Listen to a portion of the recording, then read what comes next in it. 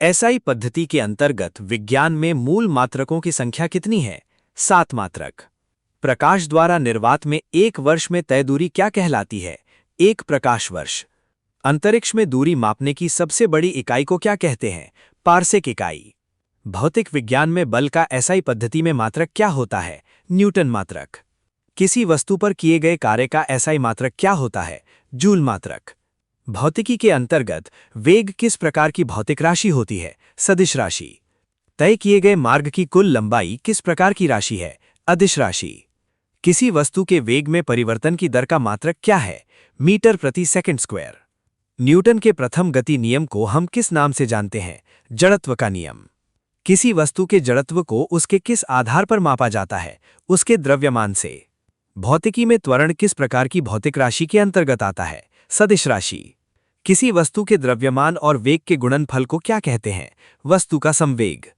नमस्कार दोस्तों, आप सभी का स्वागत है आपके अपने चैनल पर। आज हम लेकर आए हैं ल्यूसेंट भौतिकी के 1000 महत्वपूर्ण प्रश्न, जो आपकी सभी कॉम्पिटिटिव एग्जाम्स जैसे SSC, railway, police, banking, UPSC, GPSC आदि के लिए बेहद महत्वपूर्ण हैं। इस वीडियो में हम बार बार पूछे जाने वाले प्रश्नों को आसान भाषा में समझेंगे, ताकि आप कम समय में बेहतर तैयारी कर सकें। क्रिया के विपरीत प्रतिक्रिया होना न्यूटन का कौन सा गति नियम है? तृतीय गति नियम। कौन सा बल वस्तु की गति के विपरीत दिशा में लगता है? घर्षण बल। भौतिकी में किसी वस्तु के कार्य करने की दर क्या कहलाती है? शक्ति या पावर। विज्ञान में एक अश्व शक्ति का मान कितने वॉट के बराबर है? 746 वॉट। पृथ्वी पर गुरुत्वीय त्वरण का सामान्य मान कितना होता है?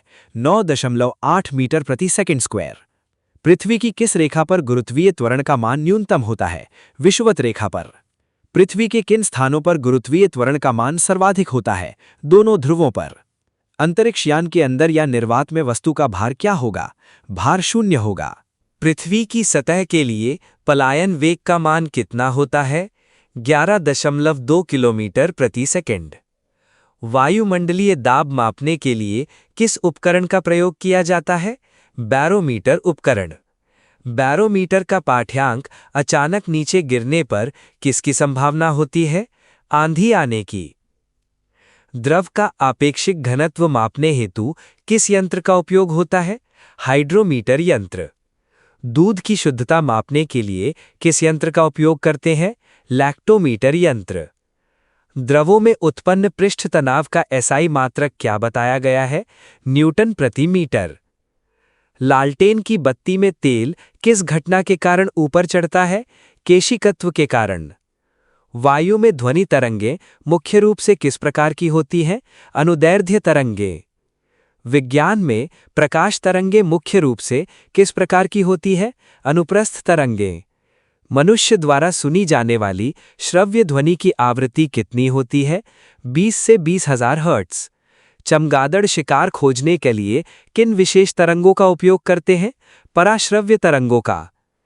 तापमान बढ़ने पर ध्वनि की चाल पर क्या मुख्य असर पड़ता है? चाल बढ़ती है।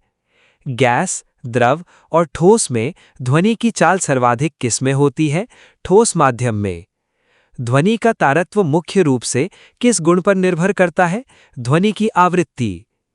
रडार में वायुयानों की स्थिति जानने हेतु किन तरंगों का प्रयोग है? रेडियो तरंगों का। डायनेमो यांत्रिक ऊर्जा को मुख्य रूप से किस ऊर्जा में बदलता है? विद्युत ऊर्जा में। माइक्रोफोन उपकरण ध्वनि ऊर्जा को किस प्रकार की ऊर्जा में बदलता है? विद्युत ऊर्जा में।